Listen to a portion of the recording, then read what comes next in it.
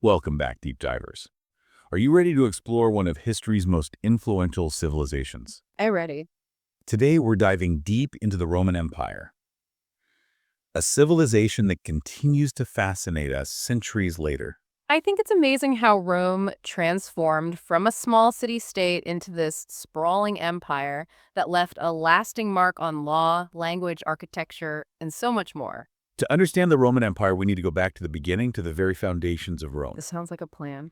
Can you paint a picture of early Italy? What was happening in the region before Rome became, well, Rome? Early Italy was like a melting pot of cultures. Oh, that's interesting. You had the Etruscans up north, known for their art, architecture, and those kind of eerie divination practices. Divination practices? Yeah, they tried to read the future from like animal entrails. Oh, wow. That's a bit intense. It was. And then you had various Italic tribes, including the Latins, who had eventually found Rome. The Latins. Okay, so this is where those legendary stories about the seven kings of Rome come into play, right? Right. Romulus and Remus, raised by a she-wolf. Those stories are a blend of fact and legend. I always wondered how much of that was actually true. It's tricky. Archaeologists have found evidence suggesting kings ruled early Rome, but pinning down specific details is difficult. So there were kings, but maybe not all the dramatic details we know from the stories. Exactly. And remember, the Romans believed their monarchy was elective. Elective. So they weren't like hereditary monarchs. Nope. These 7 kings, mostly unrelated, were chosen not born into power. Interesting. So it wasn't a direct line of succession. Not at all. Think of it as an early, rough-around-the-edges version of the Senate.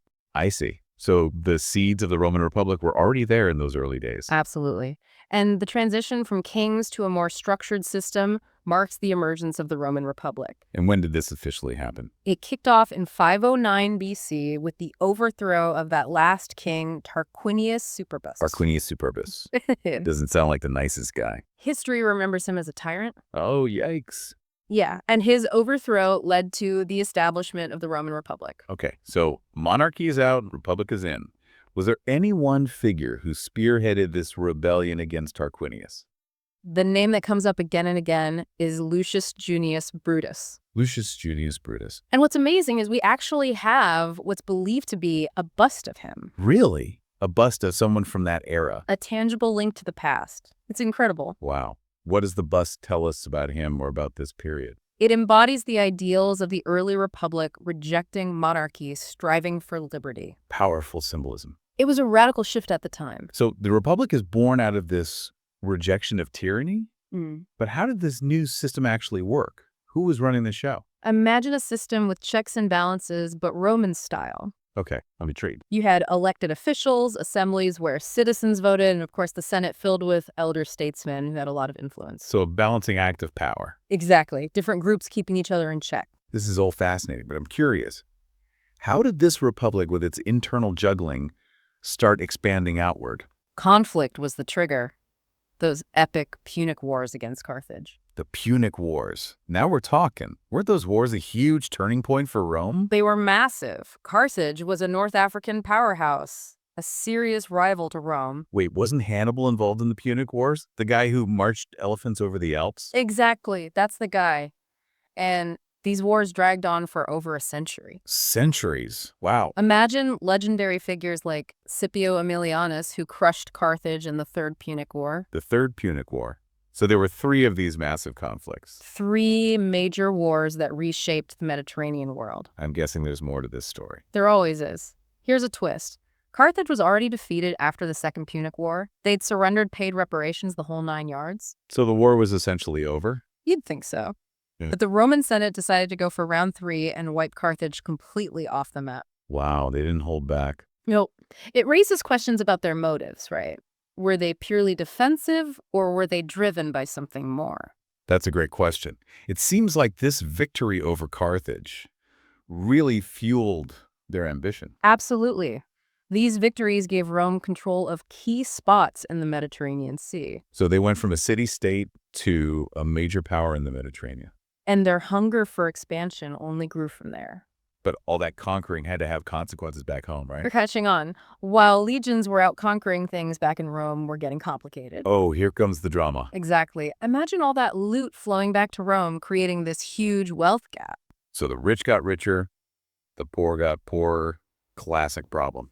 It is. And on top of that, you had these intense power struggles between different factions in Roman society. So the Republic's internal stability was starting to crack. It was becoming a powder keg.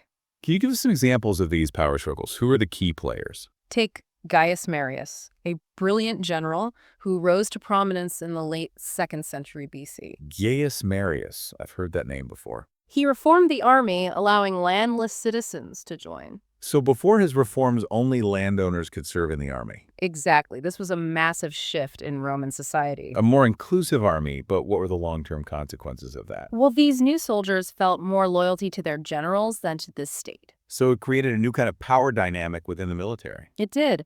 It paved the way for ambitious generals to challenge the Senate's authority. That sounds like a recipe for trouble. Were there any other major players vying for power during this time? Lucius Cornelius Sulla comes to mind. He represented the more conservative faction in Roman politics. Lucius Cornelius Sulla. Yeah, and I'm guessing he and Marius didn't exactly see eye to eye. They were rivals. Their feud led to a full-blown civil war. Oh, wow. So it was Marius versus Sulla for control of Rome. In a sense, yes. And Sulla emerged victorious, declaring himself dictator. Dictator. That doesn't sound good for the Republic. It wasn't. His reign was brutal, and it exposed the deep cracks in Roman society. So even as Rome was conquering new territories, it was tearing itself apart from within. That's a great way to put it. And there was another event that really foreshadowed the Republic's decline, the Social War. The Social War, what was that all about? It raged from 91 to 88 BC. Rome's Italian allies rebelled. Rome's allies rebel. Why? They demanded full Roman citizenship. They were tired of being treated as second-class citizens. So even Rome's friends were starting to question the system. It was a sign of the times. Rome eventually won, but it highlighted the tensions tearing Roman society apart. It seems like everything was pointing towards a major shift in power. You're reading the tea leaves correctly. Yeah. All these internal struggles, the rise of powerful generals, it all set the stage for the age of emperors. The Roman Empire. Now that's a period in history that captures the imagination. It does. It's full of drama, ambition, and incredible achievements, but also some pretty dark chapters. Before we dive into all that, let's take a quick pause and recap. Okay. We started with those captivating origin stories of Rome, the blend of history and myth that shaped their identity. Right. Then we saw the rise of the Republic, a system that allowed Rome to expand and dominate Italy. And then came those epic Punic Wars, which propelled Rome onto the world stage. But those wars also created new problems and exacerbated existing tensions within Roman society. You're absolutely right. The influx of wealth and enslaved people from those conquests created massive inequality. And that fueled resentment and political instability. Exactly. And then we had figures like Marius and Sulla, who exploited that instability for their own gain. And the social war proved that even Rome's allies were growing increasingly dissatisfied with the status quo. All these factors combined created a perfect storm, leading to the rise of emperors and the birth of the Roman Empire. So the Roman Republic, with all its strengths and weaknesses, paved the way for a new era in Roman history. An era full of triumphs and tragedies, grandeur and decline. And that's where we'll pick up in our next episode. Stay tuned as we dive into the heart of the Roman Empire, exploring the lives and legacies of its most powerful rulers, the emperors. It's going to be an epic journey. We can't wait to share it with you. The Age of Emperors. This is where Roman history really takes a turn. We're talking ambitious rulers, we're talking huge conquests, and a society that's, well, both dazzling and brutal. Okay, so let's meet these emperors, but where do we even start? I mean, the Roman Empire lasted for centuries. Well, we start with the guy who bridged the Republic and the Empire, Augustus. Augustus. He was Julius Caesar's grandnephew and adopted son. He was a very shrewd political operator, brilliant military strategist. After Caesar was assassinated, chaos just erupted, and Augustus came out on top. He really laid the foundation for the Roman Empire. So Augustus is the one who officially shifted Rome from republic to empire. That's a pretty big legacy. How did he even make that happen? He was very subtle. You gotta remember, Romans were still a bit touchy about kings after kicking out the monarchy centuries before. So Augustus, he avoided that title completely. Instead, he called himself princeps, meaning first citizen. So he was downplaying his power. Exactly. He was like, hey, I'm just one of you guys, just, the most important one. Sneaky. So while he was playing the humble first citizen card, how did he actually consolidate power? What were his moves? He was a master at multitasking. He centralized power, pulling authority away from the Senate. He really boosted the equestrian class. And then there were military reforms. He established a standing army with a fixed number of legions, ensuring he always had the troops to back up his authority. Control the army, control the empire. Got it. He got it. And Augustus was also really great at expansion. His generals, like the very famous Agrippa, they were incredibly effective. Under Augustus, the empire just expanded, adding territories like Cantabria, Aquitania, Rhaetia, Dalmatia, Illyricum, and Pannonia. Wow, that's a lot of new territory added to the Roman to-do list. How did they even manage such a massive and diverse empire? Well, Augustus was really good at projecting this image of peace and prosperity. This era became known as Pax Romana. And during this time, Roman literature just flourished. Think Virgil, Horace, Ovid. Oh yeah, those are names you can't escape in a literature class. Okay. So what's the connection between Augustus and all these great poets and writers? It was strategic. He supported these artists, and their works often glorified Rome and its achievements. They subtly reinforced Augustus's rule, created a sense of national pride, and to top it all off, he even got a month named after him, August. Talk about a PR win. Okay, so Augustus sets the stage, lays the groundwork for the Roman Empire. But what happens after he's gone? Who takes over? The Julio-Claudian dynasty steps in, with emperors like Tiberius, Caligula, Claudius, and the infamous Nero. Nero. Wasn't he the emperor who played the fiddle while Rome burned? Talk about bad leadership. Well, the fiddle part is probably a myth. But Nero's reign was definitely chaotic. But this dynasty was really a mixed bag. You had Tiberius, who was known for being paranoid and ruthless, and then Caligula. His alleged cruelty and just erratic behavior, it made him a legend, but definitely not in a good way. So some good emperors, some not so good emperors. I'm sensing some power struggles here. Oh, absolutely. But there were some bright spots in this dynasty. Claudius is a good example. Claudius. What was so special about him? Well, he had some physical disabilities, so people underestimated him. But he was a very effective ruler. Yeah. He expanded the empire into Britannia. Britannia. Wow, that's no small feat. Not at all. And he implemented some key administrative reforms. So proof that you should never judge an emperor by their limitations. Exactly. Okay, what about Nero? How did his reign end? I'm guessing not peacefully. You guessed right. Facing rebellions, a lot of opposition, Nero opted for suicide. Wow. His death plunged the empire into this period of instability that historians call the Year of the Four Emperors. The Year of the Four Emperors. That sounds like a reality TV show waiting to happen. Mm-hmm. What happened during this year of chaos? Think Game of Thrones, Roman style. In 69 AD, four emperors rose and fell one after the other. Galba, Otho, Vitellius, and then finally Vespasian. He emerged victorious. He was a skilled general and established the Flavian dynasty. So Vespasian was the guy who brought back order after all that drama? Exactly. He focused on stability, consolidated power, and he launched ambitious public works projects. Think the Colosseum. The Colosseum. It's amazing that it's still standing after all these centuries. It is. It's a testament to Roman engineering. Vespasian's reign laid the groundwork for another pretty remarkable emperor, Trajan. Trajan. Didn't he expand the Roman Empire to its largest size? Like peak Roman power? You got it. Trajan was a military machine. He conquered Dacia, pushed Roman control all the way into Mesopotamia. But he wasn't just about conquest. He launched huge building projects in Rome. So conquering new lands and beautifying Rome at the same time. That's Trajan for you. He had a social conscience, too.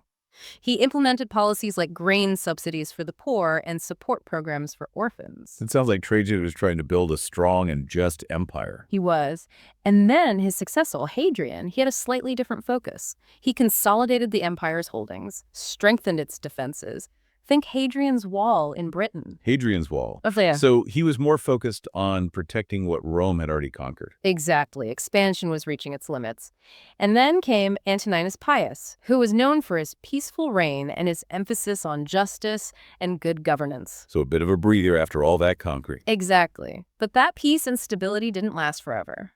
Next came the Severan dynasty. Okay, bring on the Severans. Well, the dynasty kicked off with Septimius Severus, another general who seized power after a civil war. Another civil war. It's like a recurring theme in Roman history. It is.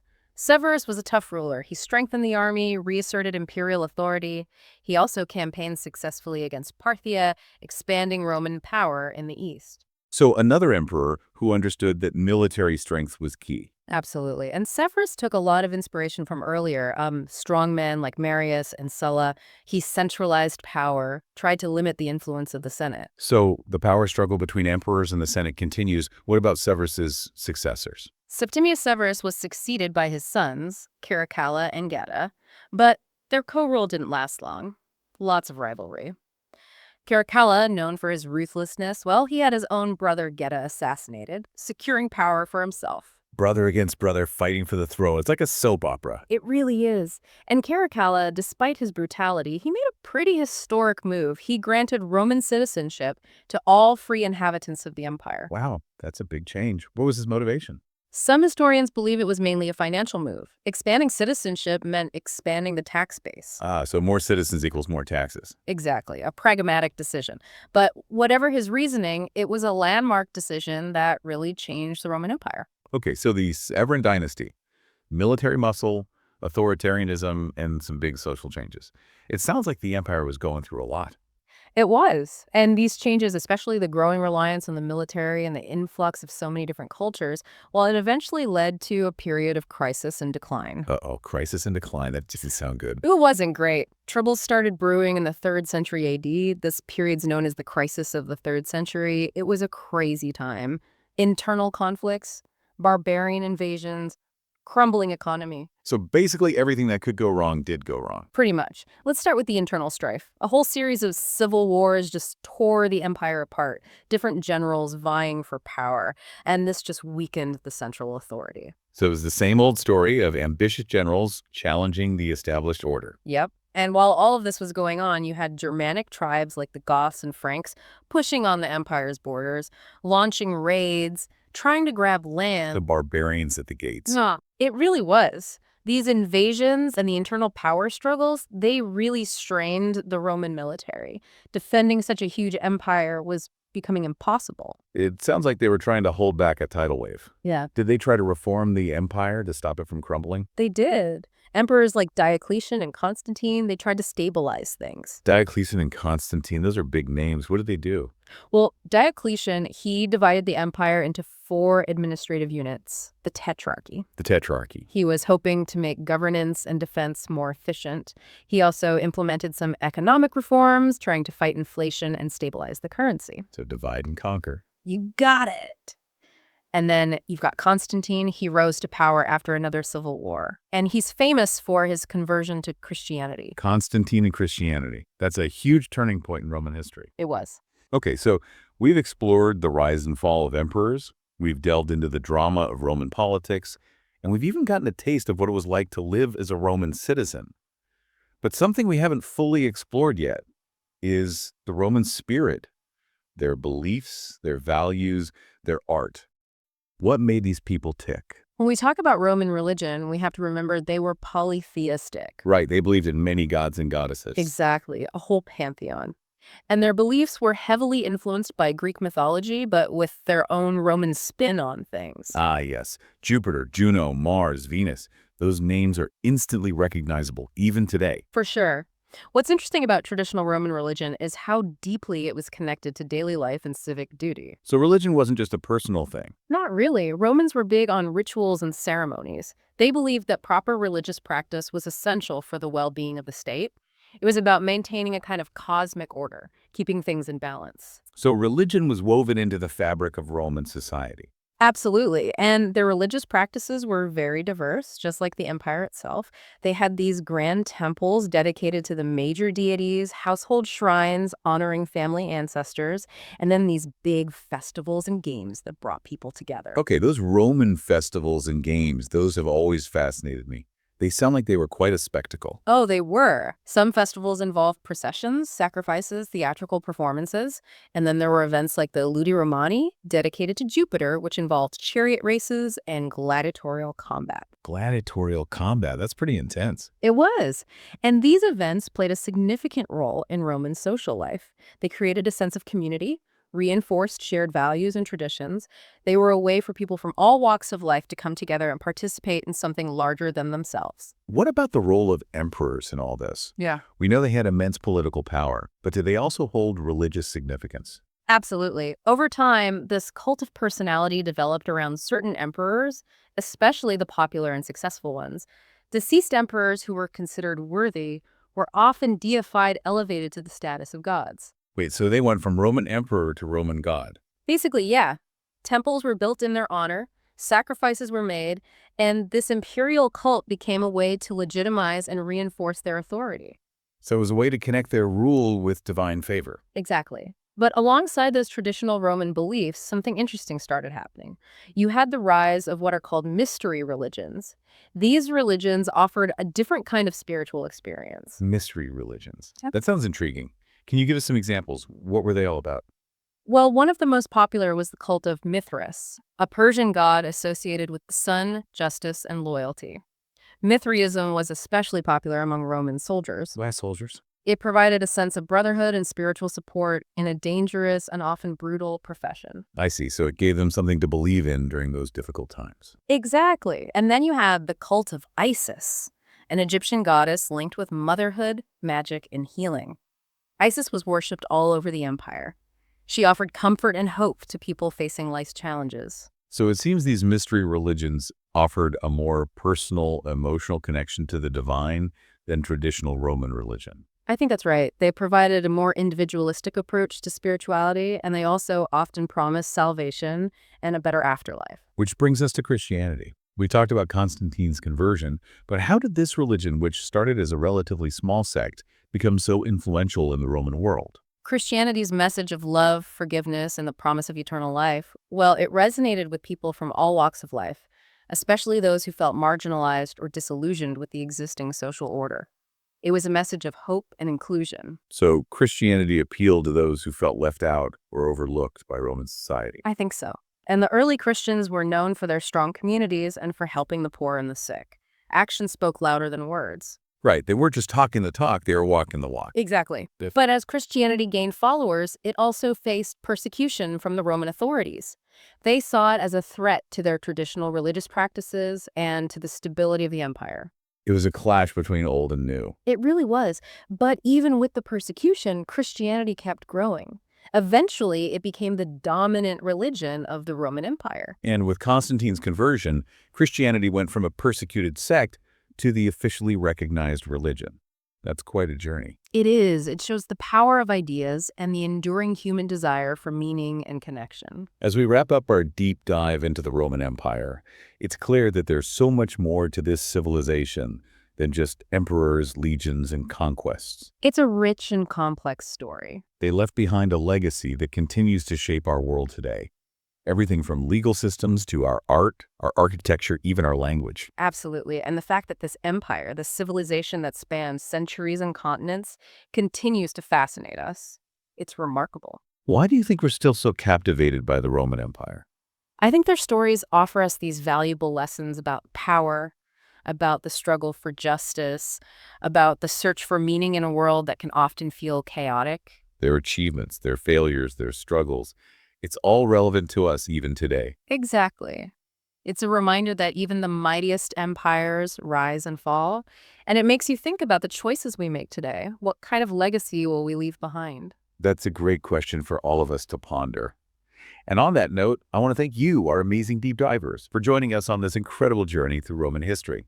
We hope you've learned something new. We hope you've been inspired, and we hope you'll continue exploring this fascinating world. Until next time, keep diving deep.